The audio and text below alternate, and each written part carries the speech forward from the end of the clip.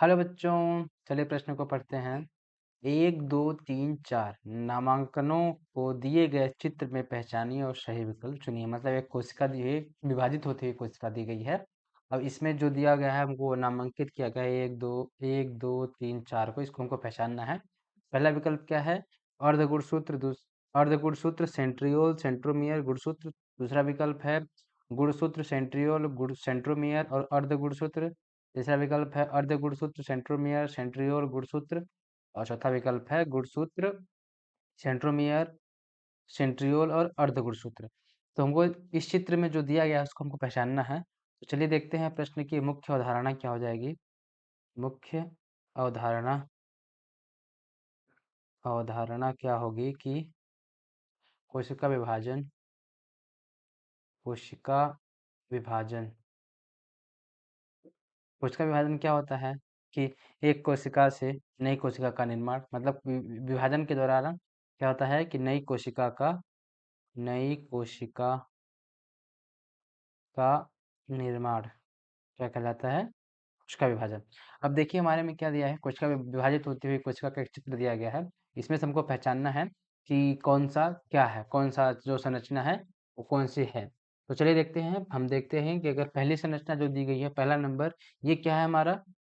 जो पहला दिखा रहा है हमको कि ये अर्ध गुणसूत्र दिखा रहा है, ये क्योंकि ये गुणसूत्र दिखा रहा है इसे, ये एक गुणसूत्र की संरचना दिखाई हुई है इस तरीके से। ये क्या है हमारा? पहला अर्ध गुणसूत्र।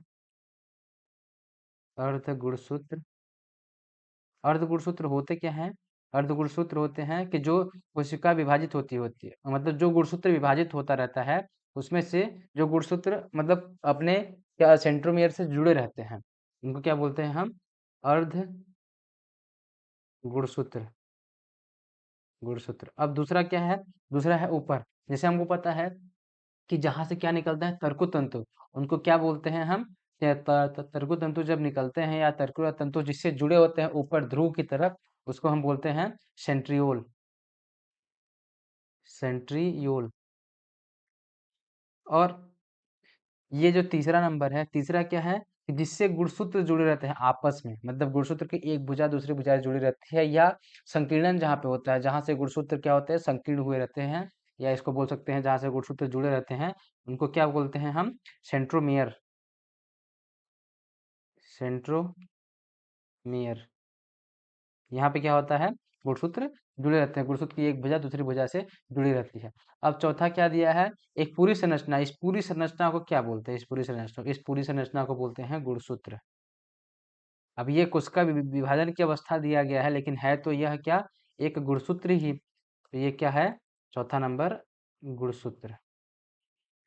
अब हम देखेंगे इसमें से किसमें यह मैच कर रहा है, किसमें सही विकल्प में मिल रहा है। तो अब पहला क्या है? अर्ध गुणसूत्र। दूसरा क्या है? सेंट्रियोल। तीसरा क्या है? सेंट्रोमियर। और चौथा क्या है? गुणसूत्र। अब हम इनको देखेंगे किसमें है। तो पहला क्या हमारा है? अर्ध गुणसूत्र। तो अर्ध गुणसूत्र किसमें आ रहा है? विकल्प एक में अर्ध गुणसूत्र आ रहा है। विकल्प दो में गुणसूत्र आ रहा है, तो ये गलत हो गया। विकल्प तीन में अर्ध गुणसूत्र आ रहा है, ये सही हो सकता है। और विकल्प चार में गुणसूत्र आ रहा है, ये गलत हो जाएगा। अब हम दूसरा देखेंगे। दूसरा क्या है हमारा? सेंट्रियोल। अब सेंट्रियोल किसमें है? पहले विकल्प में सेंट्रियोल है, हाँ है, तो यह हो सकता है। और तीसरे में देखते हैं, तीसरे में सेंट्रोमियर है, तो ये गलत, मतलब तीसरा भी गलत हो गया। तो हमारा क्या है? पहला सही हो सकता है, लेकिन हम फिर भी देखेंगे आगे कि तीसरे में क्या है? सेंट्रोमियर, हाँ सेंट्रोमियर है। और चौथे में क्या है? गुणसूत्र, हाँ गुणसूत्र है। तो हमारा सही विकल्प क्या हो जाएगा? पहला विकल्प हो जाएगा विकल्प ए। तो दिए गए प्रश्न का उत्तर होगा विकल्प एक। आशा करते हैं आपको दिए गए प्रश्न का उत्तर समझ आया होगा। धन्यवाद।